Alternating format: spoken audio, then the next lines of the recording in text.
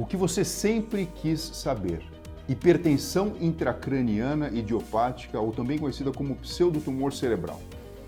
O programa Olho Clínico traz esse assunto em especial para apresentar para todas as pessoas.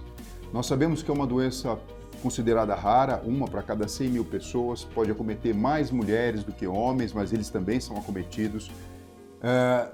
Principalmente pessoas com 20 a 40 anos de idade, talvez com sobrepeso, mas fato é que o paciente com hipertensão intracraniana idiopática tem aumento da pressão dentro da caixa craniana, o que traz situações de muito desconforto relacionado à pressão sentida na cabeça, uma cefaleia constante, náuseas, vômitos, tonturas, zumbido e até mesmo perda visual. Se a pessoa não diagnostica e trata adequadamente, pode ficar cega.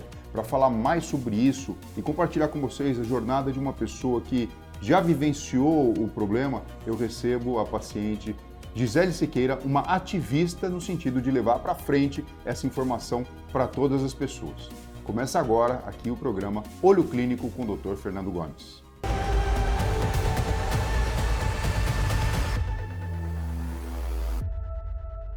Gisele, muito bem-vinda ao programa Olho Clínico, principalmente num momento tão importante como esse, sim, que é uma situação em que você passou por um procedimento cirúrgico e está bem agora. Inclusive, hoje fazem 2 meses da cirurgia. Que bacana, né? Que coisa boa poder estar compartilhando com todo mundo. Para a gente compartilhar com as pessoas, Gisele, como é que foi a sua jornada? Eu falo jornada porque é como se fosse uma viagem mesmo, né? Sim. Até perceber os primeiros sintomas, passar nos médicos e chegar até o diagnóstico. Na verdade, acabei descobrindo após o Covid, né? Eu tive Covid em 2021, no mês 3, onde eu não tive os sintomas clássicos, né? Principalmente que era a falta de ar.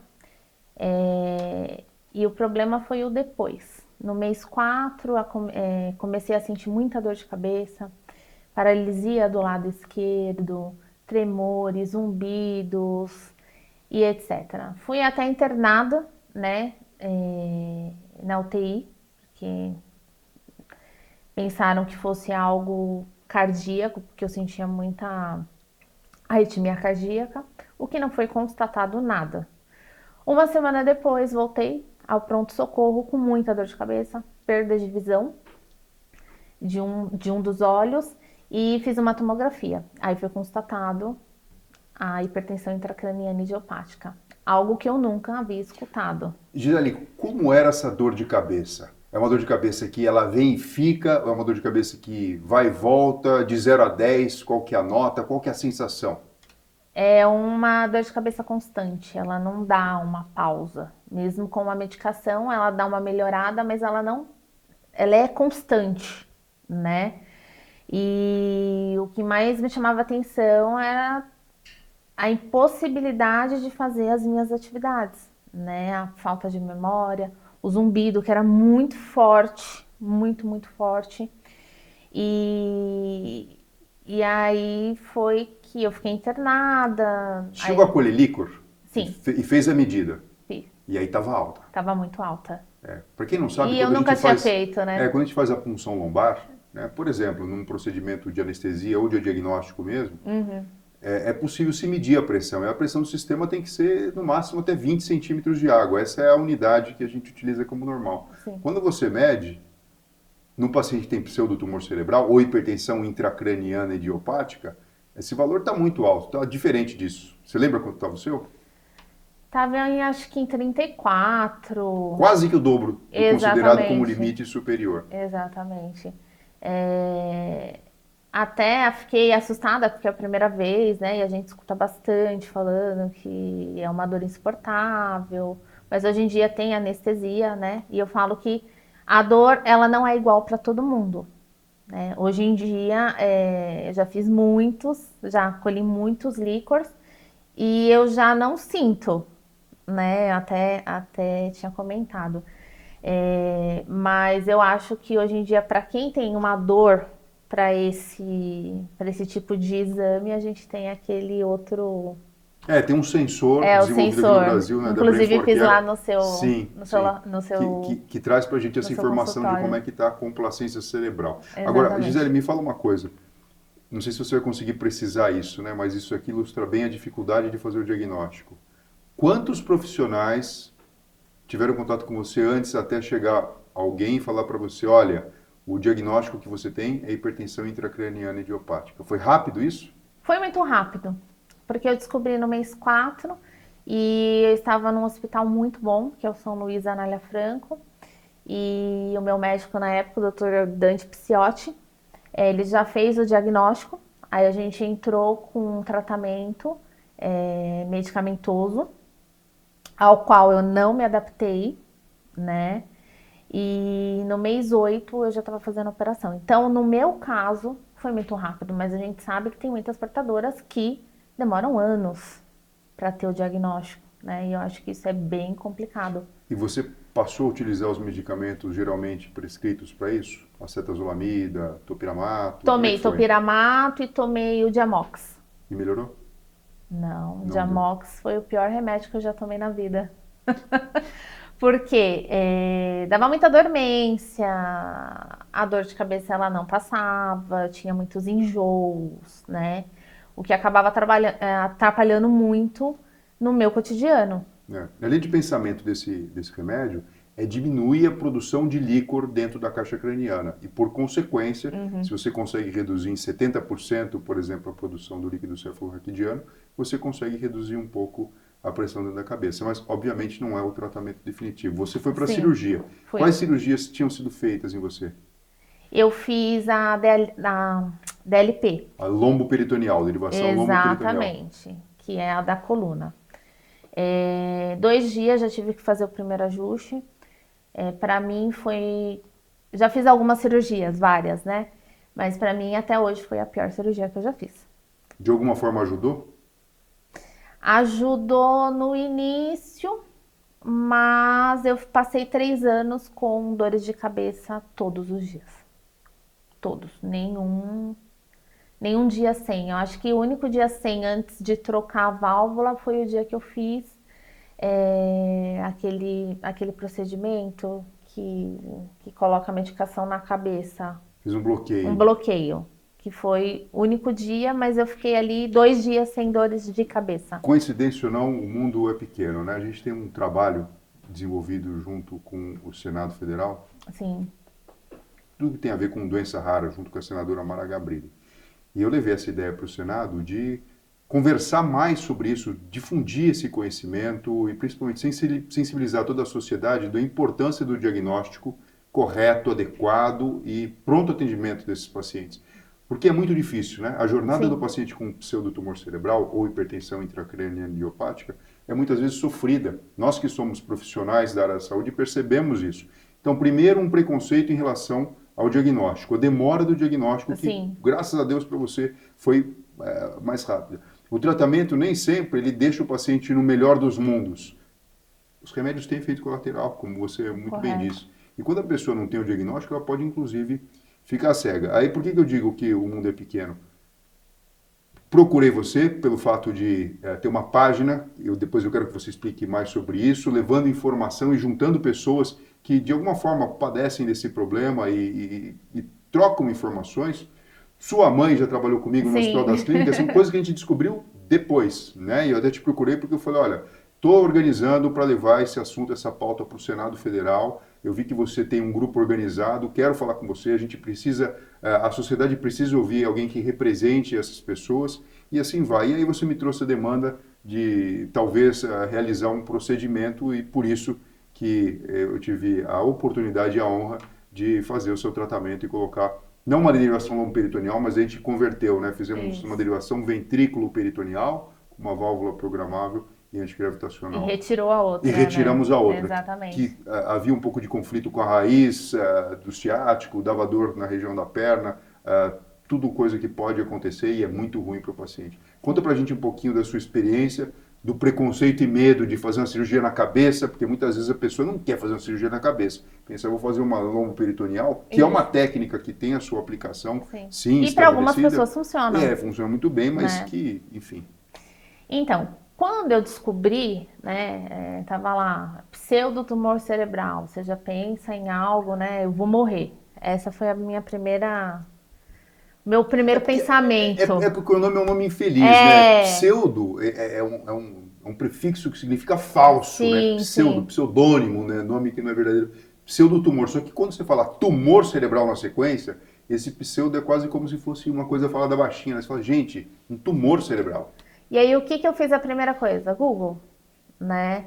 E não tinha quase informações. Fui procurar também no Instagram, existia uma página, mas não tinha um conteúdo, né, que pudesse me tranquilizar, né? E aí quando veio a parte da cirurgia, existe a cirurgia que é na coluna, né? E existe a cirurgia que é na cabeça. Então, você fala, não, vai abrir a minha cabeça? Eu enxergo a cabeça como uma caixinha preta, né? Você abre e você não sabe ali o que, que vai acontecer.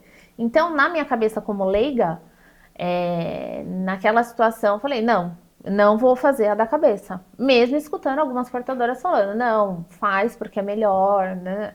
E aí, então, coloquei essa. Hoje em dia, após ter colocado a DVP, né? Lembra que Derivação ventrículo peritoneal, né? exatamente, que é a da cabeça. Eu me recordo que eu estava lá esperando o senhor chegar no centro cirúrgico, eu estava apavorada, mesmo conhecendo, mesmo passando informações para outras pessoas, mesmo sendo parte de uma rede de apoio, eu estava ali desesperada porque ia mexer na minha cabeça, né? Mas hoje em dia, olhando, eu poderia ter feito ela desde o início. Hoje, com a cabeça, com o conhecimento que eu já tenho, eu preferia ter feito ela desde o início. Porque a recuperação foi super tranquila, né? Um dos meus maiores medos era ficar careca, não por mim, mas pela minha filha, pelo impacto que poderia dar nela, né? Até porque ela já vem há 3 anos acompanhando isso. Vocês foram maravilhosos. Hoje não aparece nada, já cresceu. O pós foi muito tranquilo. Operei na sexta-feira, no domingo eu já estava em casa, com poucas dores, né? Eu acho que naquele momento a minha maior preocupação não foi nem a válvula da cabeça, foi a válvula da coluna. Lembra que até a gente teve aquele problema com o líquor, que criou uma bola que parecia uma laranja e doía É como se fosse uma bastante. pseudomeningocele que depois se resolve, né? Mas, Não, e resolveu, sim, né? E a dor da recuperação da retirada da válvula da DLP foi maior do que a recuperação da válvula da sim, DVP. sim. O que um pouco me assustou, o que eu não tinha na DLP, eram os episódios de tontura. Lembra que eu até falei, tá estranho. Mas que agora com os exercícios também, que depois até posso passar na página, melhorou muito. Hoje Sim, em dia eu tô com uma vida normal, sim. É muito bom escutar isso. né? Voltei a trabalhar, dirijo em torno de 2 a 3 horas por dia. Voltei a fazer as atividades físicas agora, leve, mas estou fazendo. Estou mudando a alimentação, né? E aí até uma das perguntas que me fazem muito, tá, mas o que que você acha que causou a hipertensão? Sendo bem sincera, creio eu que possa ter alguma coisa vinculada com pós-Covid, ou pós-Covid colocou à tona algo que eu já tinha, né? Mas, no meu caso, eu tenho que era o sobrepeso. E é um tema muito delicado, né? Ainda mais que sempre quando eu posto alguma coisa na página falando sobre o sobrepeso, sobre eu não me alimentava direito, qualquer dor de cabeça eu É tomava quase, é quase que um remédio. chamamento aí para a pessoa, olha, toma conta direito do seu corpo aí, porque Eu acredito muito em é, Deus, né? Então eu acho que, como eu já te disse, eu não me sinto vítima, né? Então eu acho que Deus colocou isso na minha vida para falar assim, ó, você não vai fazer por bem? Então você vai fazer por mal. Então eu vou te frear para você conseguir ter uma visão diferente, para você conseguir olhar para você e se cuidar, né? Para você conseguir ajudar outras pessoas, se ajudar e ter uma outra visão. Hoje em dia, tô tentando emagrecer, a gente sabe que é bem difícil, que tem algumas perguntas na página também falando sobre, tá, mas eu sou magra, eu emagreci, né? Mas eu ainda tenho. Mas aí eu sempre falo, gente,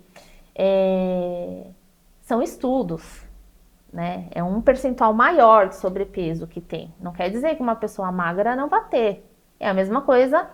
Aí eu sempre dou um exemplo. Não quer dizer que eu não fume e eu não possa ter um câncer de pulmão. Entende? Então eu comecei a olhar mais para... Eu não falo essa doença, tá? Eu falo esse estado. Esse estado, desse momento. Como uma forma de uma segunda chance de mudar a minha vida. Gisele, deixa eu te falar uma coisa. Eu quero te agradecer muito pelo seu testemunho, de contar toda essa jornada e principalmente de presenciar isso, de fato, que você está aqui dizendo, né? Uma segunda chance de viver bem. Sim. E, sobretudo, de ajudar outras pessoas. Sim. Né? A Gisele está coordenando uma página que provavelmente vai virar uma ONG, né? Com essa missão de levar essa informação e sensibilizar as autoridades e a própria sociedade em relação ao diagnóstico e o tratamento adequado. A gente vai deixar aqui o nome da página, né? Aqui embaixo para que vocês possam ver, também na descrição aqui do vídeo.